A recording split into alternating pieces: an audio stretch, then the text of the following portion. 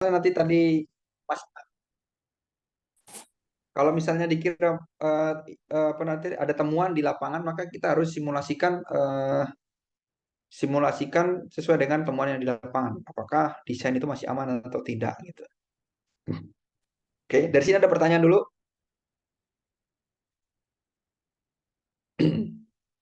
Dari yang tahap awal ini apa ada pertanyaan?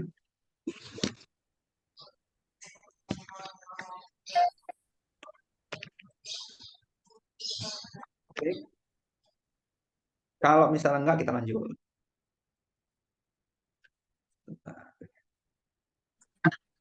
Oke, kita sekarang masuk ke program penyelidikan geotekniknya ya. Oke, di program penyelidikan geotekniknya itu ini kurang lebih kalau misalnya kita lihat itu flowchartnya kurang lebih seperti ini, ya kan? Tadi kita harus tahu dulu ada data-data pendahuluan, ada spesifikasi yang ditentukan oleh ownernya gitu kan. Ini kita ngomong penyelidikan untuk DED ya, detail engineering desainnya ya, bukan untuk yang feasibility study atau fit tadi, tapi ini untuk detail engineering design. Jadi yang perlu kita ketahui adalah apakah kita punya plot plan gitu. Plot plan itu gambaran wilayahnya itu. Misalnya rencana plan itu ada 1 kilo kali 1 kilometer gitu. Itu mau ditempatkan equipment apa aja di situ. Kita paling tidak harus punya itu dulu. Jadi nanti kita bisa merencanakan kira-kira titik yang kritikal itu ada di sebelah mana gitu. Titik yang kritikal. Kemudian spesifikasi yang ditentukan oleh owner ada nggak? Kita kumpulkan dulu. Kemudian data penyelidikan tanah sebelumnya. Nah ini yang nanti akan digunakan sebagai pijakan awal untuk melakukan pendetailan eh, penyelidikan tanah lanjutan gitu ya.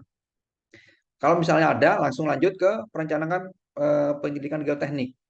Kemudian apakah ini akan digunakan untuk tahap DD atau EPC? Kalau misalnya iya, kalau misalnya itu tidak, ya udah selesai gitu kan. Berarti kan nggak ada pembangunan kayak gitu.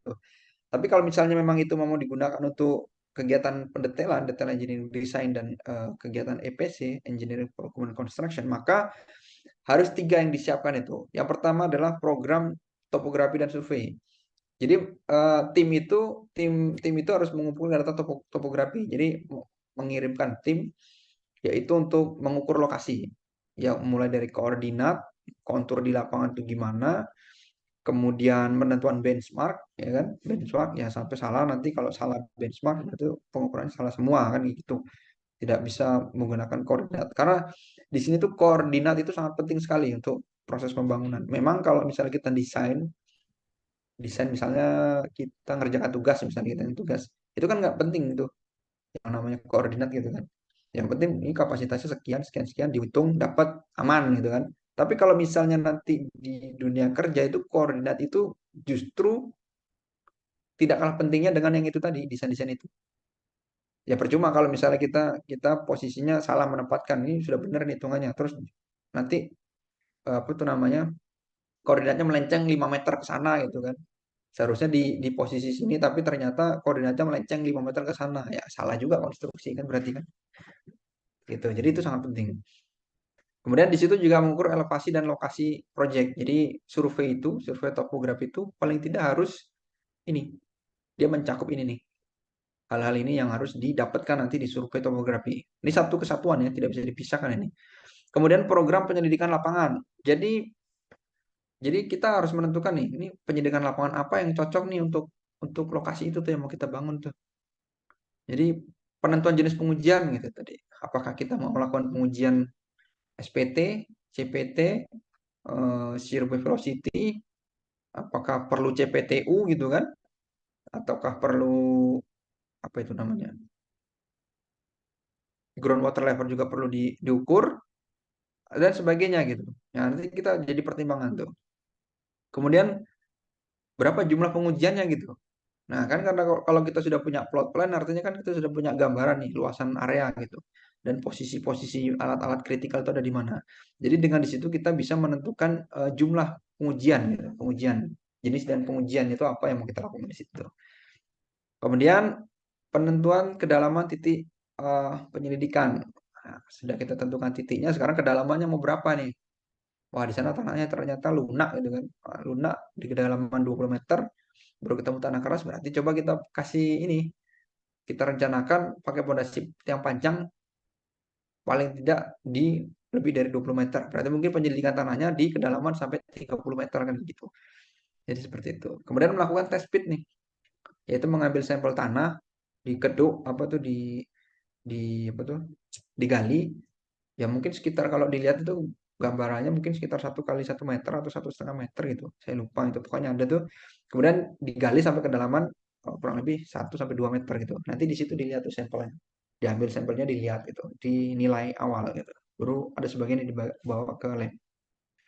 Kemudian kalau penyidikan lapangan, kemudian juga kita harus melakukan perencanaan terhadap penyidikan laboratorium.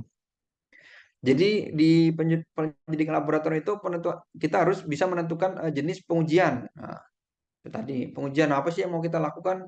Gradient analisis kah? Pengujian konsolidasi kah? Reaksial kah? Apalagi lah pokoknya itulah yang tes-tes untuk laboratorium. Nah, pokoknya diidentifikasi kira-kira tes apa aja kan? Swelling perlu nggak kira-kira gitu. Kita daftar tuh nanti pengujiannya tuh. Kemudian penentuan jumlah pengujian. Nah, itu jadi pengujiannya itu kan misal gitu ya, pengujian NSPT tadi. Itu per kedalaman berapa sampel yang mau kita ambil dan mau kita periksa di lapangan, di lab gitu kan. Apakah per 2 meter kita ambil sampel, kita uji di lab, yaitu tentang Atterberg limit kah, grain size analysis kah, apa itu konsolidasi kah, CO traksial kah? Nah, itu nanti kita tentukan dari situ. Jadi apa per 2 meter atau per berapa dengan implikasi semakin banyak tes pengujian maka data yang kita dapatkan akan semakin akurat. Namun biaya yang akan kita keluarkan akan semakin besar. Tapi dengan data tanah yang semakin akurat, kita bisa melakukan optimalisasi untuk struktur atas dan optimalisasi untuk ukuran pondasi. Jadi lebih hemat malah. Memang kelihatannya lebih mahal di awal untuk soil invest tanah itu. Tapi nanti efeknya adalah akan lebih murah dan lebih akurat untuk perhitungan struktur atasnya. Jadi kira-kira implikasinya begitu.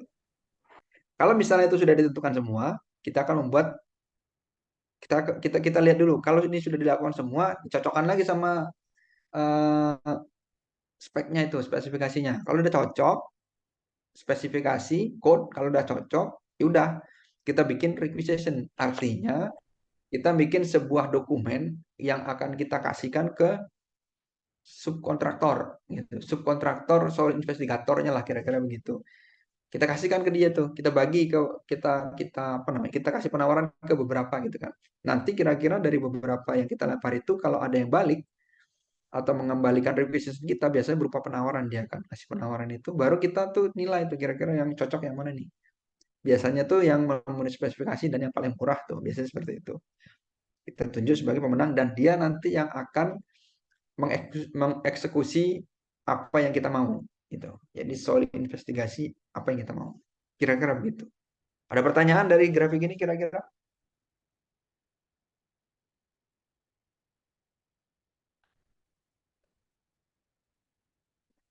ada pertanyaan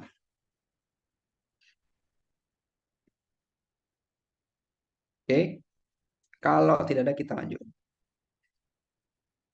Nah, yang selanjutnya adalah program penyelidikan lapangan ya. Program penyidikan lapangan. Sebenarnya penyidikan lapangan itu ada apa aja ya?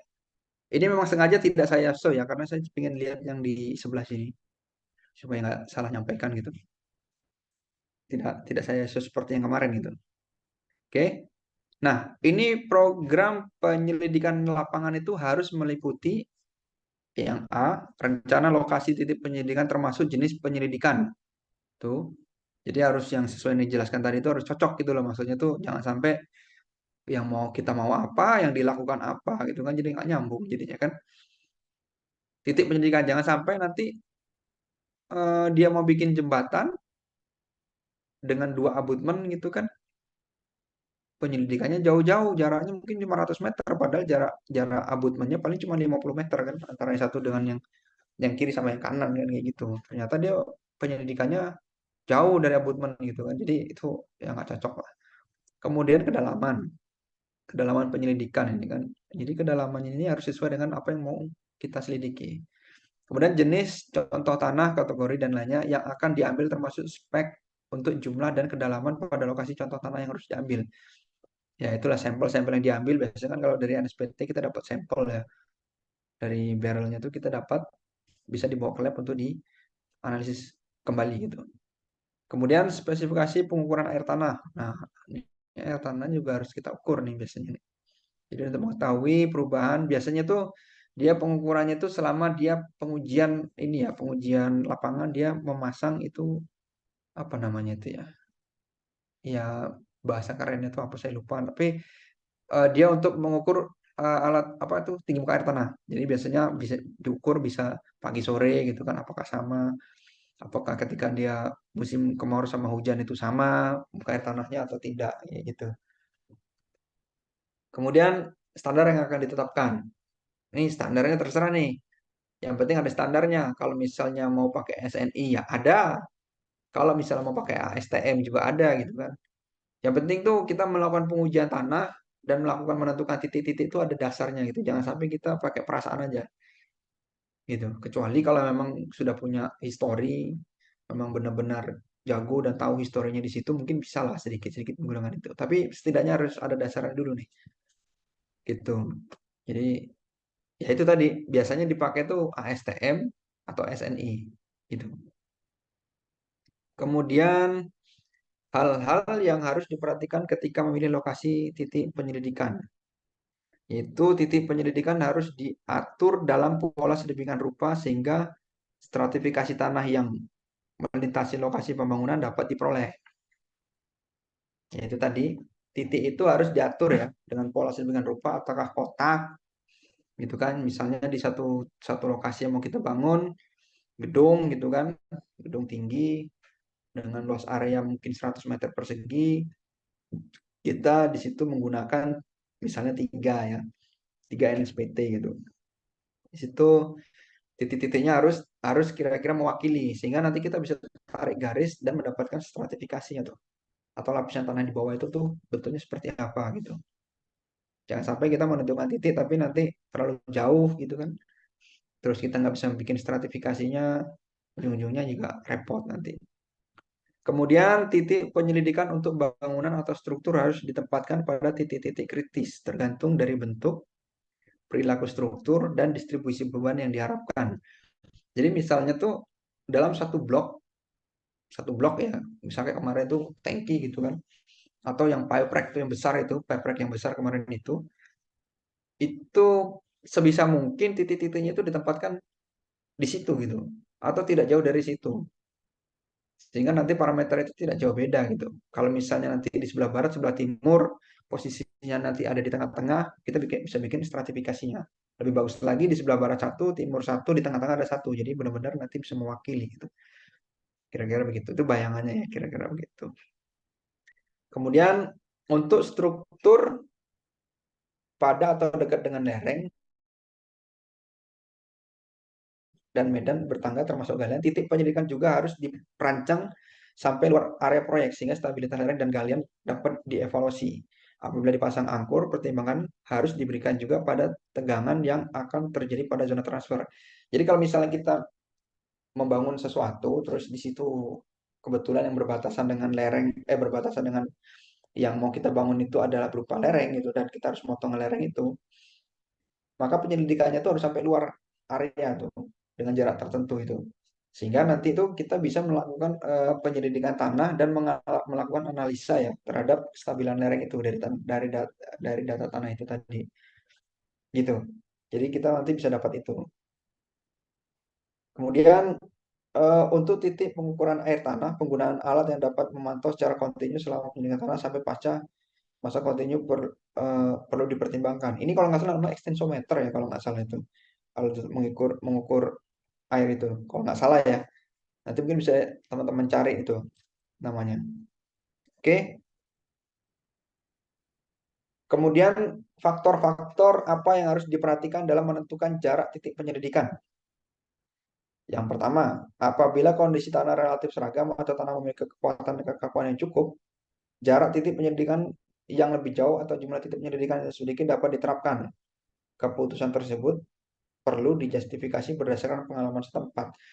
Jadi kalau ya itu tadi kalau misalnya tanahnya seragam, itu kita bisa aja kan agak jauhan dikit nggak apa-apa melakukan tesnya. Tapi kalau tanahnya agak bervariasi, harusnya malah ditambah di antara kedua titik yang sudah dilakukan itu. Gitu.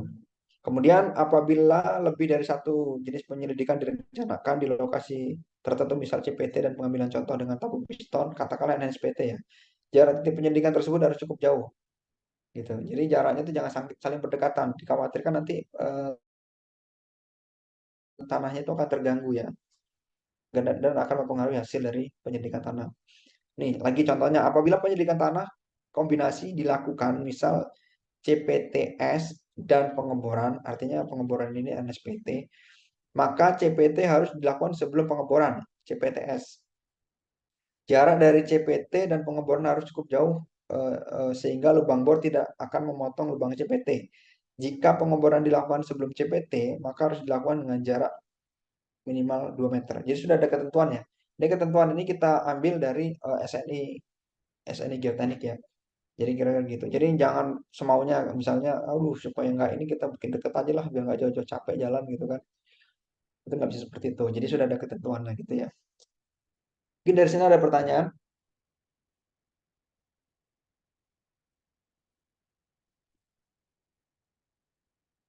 Ada? Oke. Nah ini merupakan panduannya dari SNI 2017 ya, SNI 8460. Jadi jumlah minimum penyelidikan tanah itu sesuai dengan strukturnya itu sudah disebutkan di SNI gitu. Jadi ini, jadi gedung tinggi 8 lantai ke atas, yaitu 8 lantai ke atas, itu satu titik itu mewakili 300 meter persegi gitu dengan pola grid ya. Jadi jarak antar penyelidikan itu ada sekitar 10 sampai 30 meter dengan minimum 3 titik per blok menara. Jadi kalau misalnya ada satu menara di situ kan, satu menara itu minimum penyelidikan tanahnya itu ada 3 gitu, nggak boleh cuma satu gitu. Jadi minimum itu harus ada 3 dengan kedalaman tertentu ya, sesuai dengan kira-kira mau di tanahnya itu berapa meter itu tanah kerasnya itu. Kemudian dalam beberapa menara terletak berdekatan dijadikan satu kesatuan dan digunakan kaidah yang sama. Ya sama lah kalau misalnya itu dijadikan satu aja, kaidahnya masih sama. Jadi kalau misalnya mendapatkan ada anomali lapisan tanah di area tersebut, maka itu dilakukan penyelidikan tanah tambahan. Jadi di tengah-tengahnya atau gimana gitu kan. Gitu. Nah, ini lagi untuk gedung 4 sampai dengan 7 lantai juga sama. Jadi makin rendah gedungnya, makin sedikit gitu kan. Nah, ini mewakili satu titik itu mewakili 400 meter. Jadi gridnya itu jarak 15-40 meter dan minimum minimum penyelidikan tanah itu ada 2 gitu. Dan lagi-lagi kalau misalnya terjadi anomali, maka dilakukan penyelidikan tambahan gitu. Nah, ini itu untuk gedung kurang dari 4 lantai atau bangunan pabrik ya. Dia itu satu titik mewakili 600 meter persegi. Jaraknya 25 sampai 50. Eh, satu titik kalau misalnya ada yang anomali ditambah satu lagi satu titik ya. Kira-kira begitu. Kemudian kurang dari 4 lantai dengan tapak sangat luas. Nah, ini ketentuan seperti ini. Jadi satu titik mewakili 2.500 meter persegi. Kemudian untuk struktur memanjang ya seperti jalan, rel, kanal, tanggul, runway dan pesawat dan lain-lain itu satu titik itu mewakili satu titik itu jaraknya ya kurang lebih 50 sampai 200 meter kecuali runway. Nah, itu kalau runway mungkin agak agak ini ya, agak banyak ya dibatasi cuma sampai 100 meter karena sangat kritikal itu sepertinya. Kemudian kalau misalnya ada yang anomali ya itu perlu ditambah penyidikan lagi gitu kan itu. Kemudian untuk terowongan juga ini ada ketentuannya. Jadi satu titik itu mewakili 10 sampai 75 untuk daerah yang padat pemukiman. Jaraknya 20 sampai 300 meter itu untuk daerah terbuka atau yang kosong aja. Itu. Dan kalau ada anomali ya ditambah ya lebih lebih detail lagi. Itu. Ini untuk basement dengan tinggi lebih dari 6 meter, satu titik yaitu 15 sampai 40 meter ya jaraknya. Kemudian lebih tinggi dari 6 meter juga begitu kurang lebih seperti ini. Kemudian untuk jembatan ya. Jembatan itu bentang kurang lebih 50 meter, minimum satu titik pada abutmen dan pilar per 2 lajur lalu lintas gitu. Gitu. Jadi masing-masing ini masing-masing apa itu struktur yang nyentuh tanah itu kurang lebih satu ya. Kalau untuk bentangnya 50 meter, jadi kalau misalnya ada pilar ya pilarnya itu juga harus ada soal investnya itu. Jadi minimal berarti ada 3 lah kan kalau kayak gitu kan. 2 abutmen satu pilar di tengah misalnya kayak gitu. Kemudian untuk jembatan khusus dengan bentang lebih dari 50 meter atau jembatan laut itu adalah tenaga ahli geoteknik. Ya, itu ada tambahan lagi lah, adjustment lagi. Kemudian itu untuk konstruksi khusus, kemudian untuk bendungan besar gitu kan.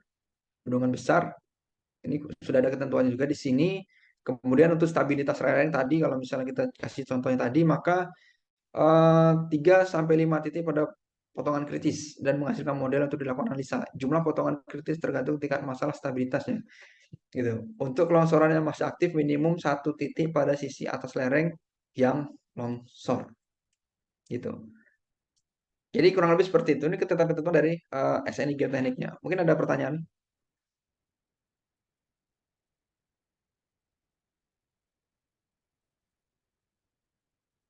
Oke. Kalau misalnya nggak ada, nah kita masuk ke petunjuk kedalamannya nih. Kan kita tadi nyebut-nyebut kedalaman nih. Nah, ini ternyata juga sudah diatur di SNI Geoteknik itu sudah diatur dia. Misal nih untuk kasus yang A ini, yang A ini pondasi dangkal kelihatannya. Kalau misalnya kasus seperti ini, maka kedalaman penyelidikan tanahnya itu harus Z ini adalah kedalaman penyelidikan tanah ya. Jadi D ditambah 3B gitu kan. D itu adalah kedalaman pondasi ditambah dengan 3B atau harus lebih dalam dari 6 meter gitu. Kira-kira seperti itu. Jadi kalau misalnya teman-teman ingin merencanakan ya cukup pondasi dangkal ya kurang lebih nanti penyidikan tanahnya kedalamannya kurang lebih ya setidaknya lebih dari 6 meter lah gitu. Kemudian untuk bangunan lebar bangunan ya. Ini bangunan yang ya lebih gede lah. Ya kurang lebih sama kan. Ada ZI-nya kemudian kedalamannya segini yaitu ZI harus lebih besar daripada D ditambah 1,5B yaitu D ini tambah 1,5B ini lebar bangunan. Jadi kurang lebih kedalaman untuk penyidikan tanahnya segitu. Kemudian lagi ada pondasi ya tiang pancang tapi yang nggak terlalu banyak ya. Ini apa nih? Pondasi tiang pancang yang berjauhan gitu kan. Gitu. Jadi kedalaman penyelidikannya itu yaitu harus lebih seperti ini, harus lebih dari D tambah L tambah B.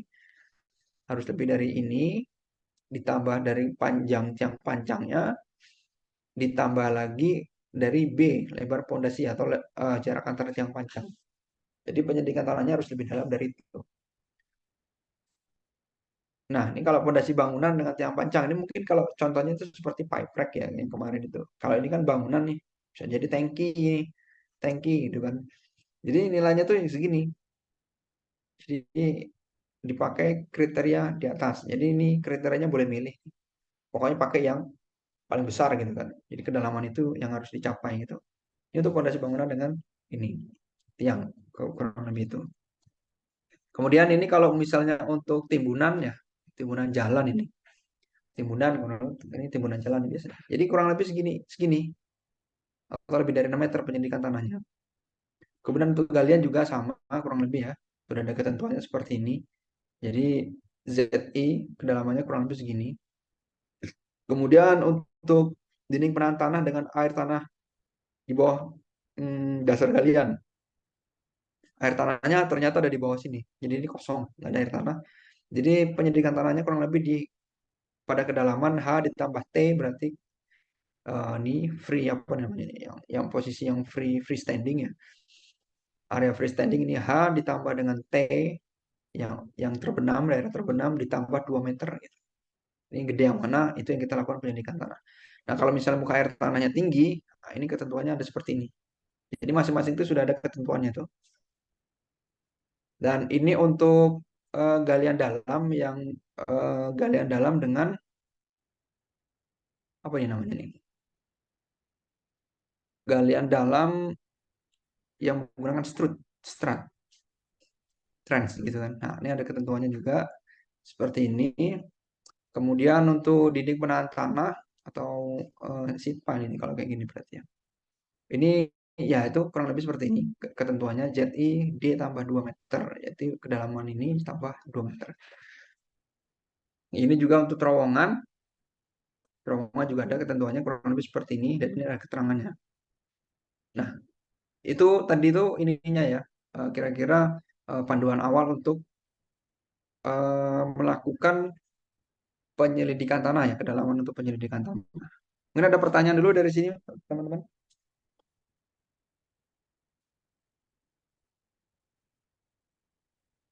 Ada pertanyaan? Oke. Kalau nggak ada, berarti kita lanjut. Kita lanjut ke jenis penyelidikan tanah yang pertama ya. Jenis penyelidikan pertama adalah NSPT.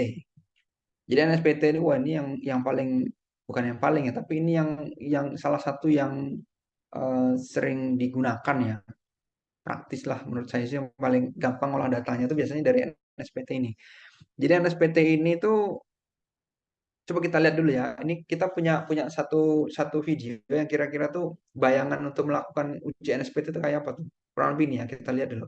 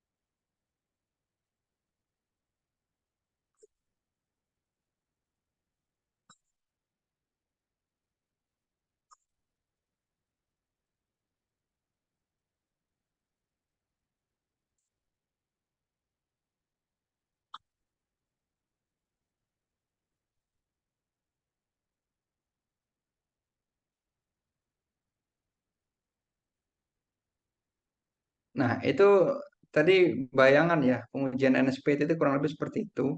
Jadi di sini ada hammer ya, kira-kira beratnya tuh 63,5 kilo, dijatuhkan ya pada ketinggian 0,76 meter.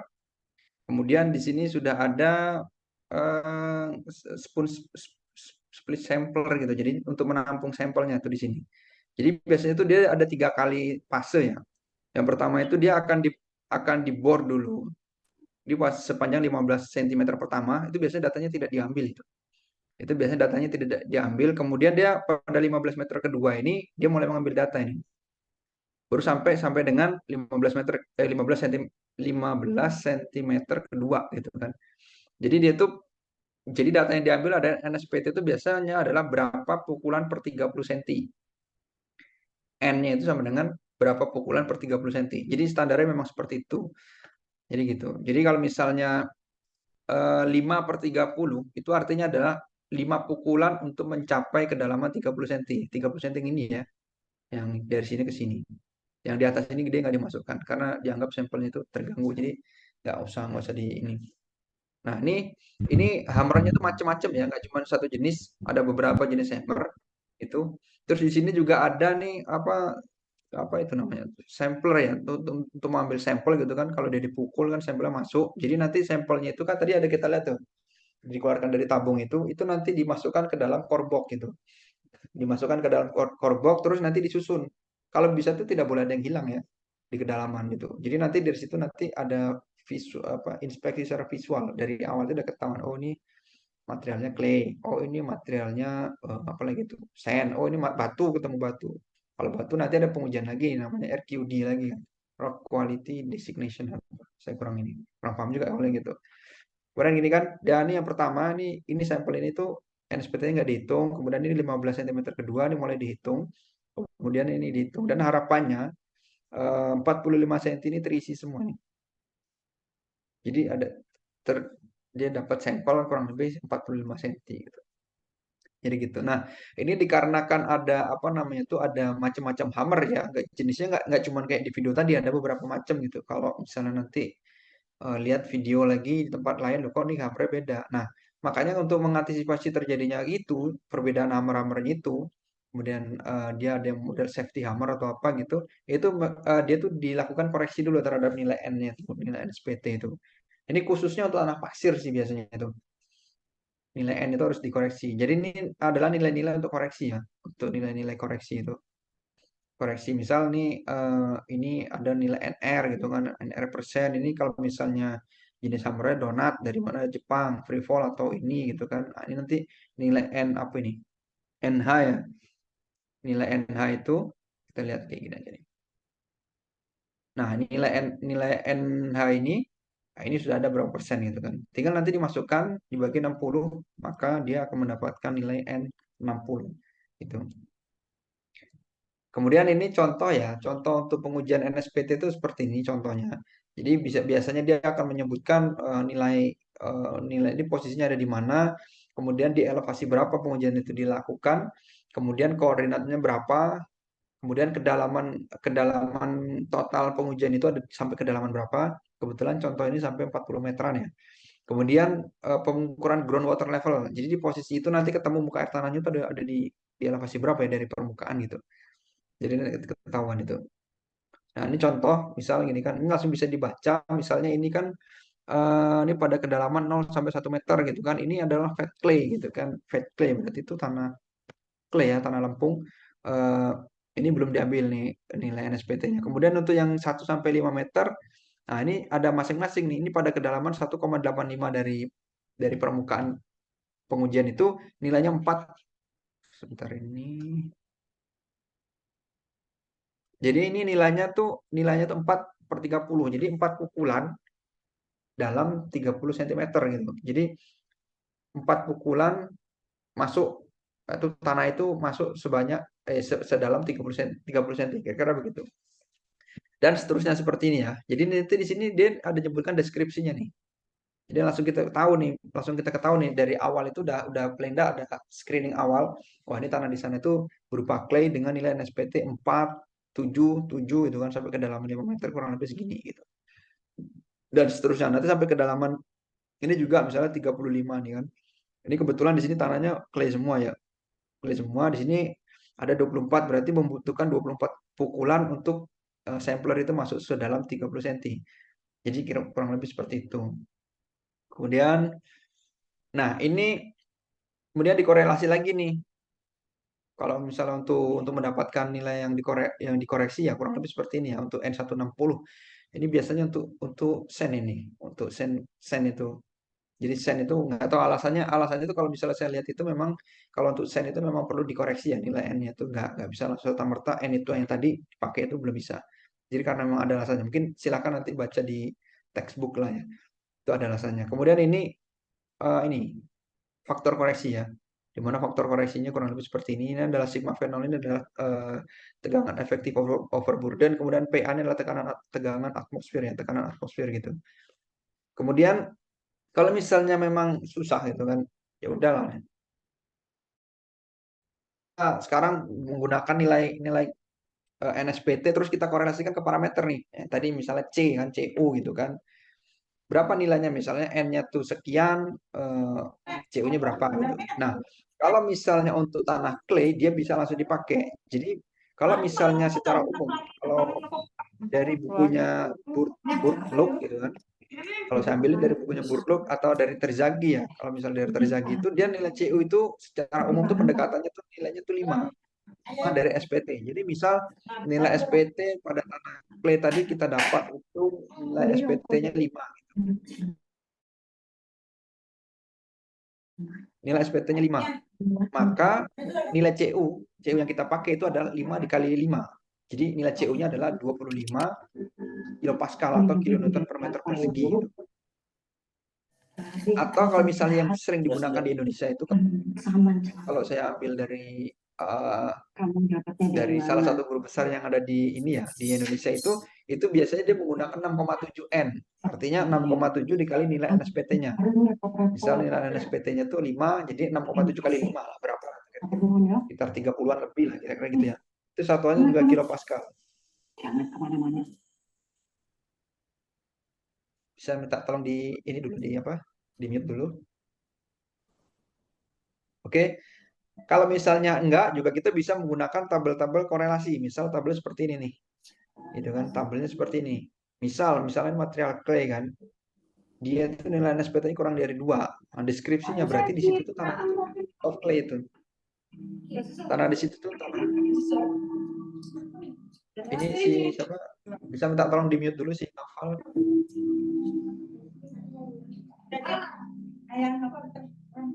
Itu Noval bisa minta tolong di mute dulu speakernya. Atau temannya minta tolong kasih tahu. Nah, oke. Nah, ini kurang lebih kayak gini ya. Terima kasih ya. Ini kurang lebih bisa langsung dari tabel ini ya. Dari tabel ini bisa kita langsung lihat. Oh, berarti tanah itu nanti soft clay. Nah, ini kurang lebih segini. Kemudian shear strength-nya bisa kita estimasi kira-kira segini. Jadi ngambil rentangnya kurang lebih segini ya. Jadi bisa langsung diambil. Yang penting ada dasarnya. Itu. Jadi kalau misalnya mau ini ya bisa kita ambil seperti itu. Ini untuk tanah clay ya. Kalau misalnya untuk tanah pasir, jadi kalau misalnya untuk tanah pasir itu bisa juga ada langsung korelasinya. Misal seperti ini ya. Untuk clean sand gitu kan. Jadi kalau misalnya nilai yang nggak dikoreksi ini misalnya ini kan nilai N kurang dari 4 maka sudut geser dalamnya itu 28 derajat atau kurang dari 28 derajat. Kalau mau dikoreksi ya itu tadi rumusnya ada di atas itu kurang lebih seperti ini. Jadi kita langsung bisa dapat nilai C sama Pi gitu. Kalau misalnya kita di lapangan tidak ada data apa yang dikasih soil report, tapi cuma dikasih